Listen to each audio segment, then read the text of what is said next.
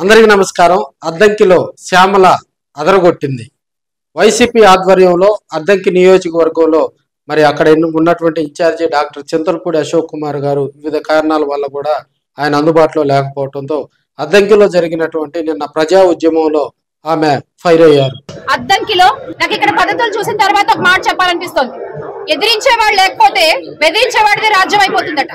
ఏమనుకుంటున్నారు అసలు నాకు అర్థం కాదు. ఒక వినతి పత్రం సబ్మిట్ చేయడానికి వస్తే నా కొడుకల్లారా అంటూ గౌరవ పోస్ట్ లో ఉన్నటువంటి ఒక సిఐ గారు మాట్లాడొచ్చా? అలా మాట్లాడొచ్చా? అందరు మనుషులే కదా.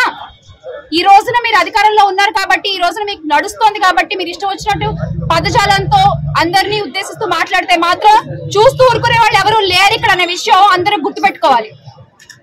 మీ ఇష్టం వచ్చినట్టు బెదిరిస్తారా? కేసులు పెడతా ఉన్నారు, పక్కన గొంతెత్తి కేసులు పెడతా ఉన్నారు. అయినా సరే ఎక్కడ బెదరకుండా వెనకడుగు వేయకుండా జగన్మోహన్ రెడ్డి గారి ఇచ్చిన ధైర్యంతో ప్రతి ఒక్క వైఎస్ఆర్సీపీ కార్యకర్త ఈ రోజు ఎదురొడ్డి పోరాడుతున్నారు. అయినా మీకు అంత చులకనగా ఉందా? మేమంటే మనుషులకు కనిపించట్లేదా మా కార్యకర్తలు ఎవరు? మీకు ఈ రోజున చేసే పనులన్నీ కూడా, చేసే ఆలోచనలన్నీ కూడా ఎంత దురాలోచనలు చేస్తున్నారండి మీరు అసలు.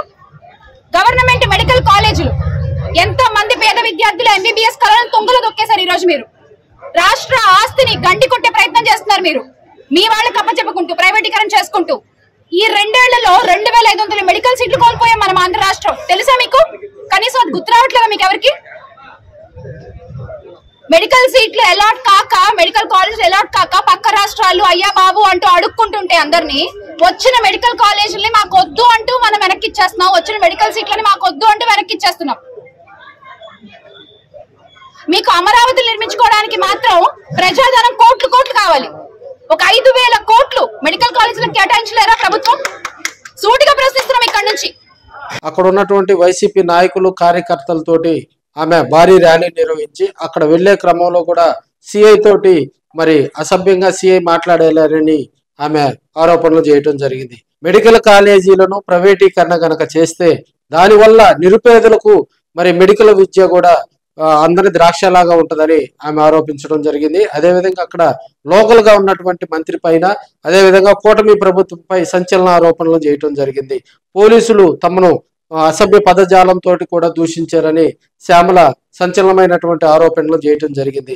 అద్దంకి నియోజకవర్గంలో వైసీపీ నాయకులు కార్యకర్తలందరూ కూడా మరి శ్యామలకు ఘన స్వాగతం పలికారు. అక్కడ జరిగినటువంటి కార్యక్రమంలో ఈ పీపీపీ విధానాన్ని మరి రద్దు చేయాలని కోరుతూ కూడా అక్కడ అధికారులకు వారు వినతి పత్రం సమర్పించడం జరిగింది.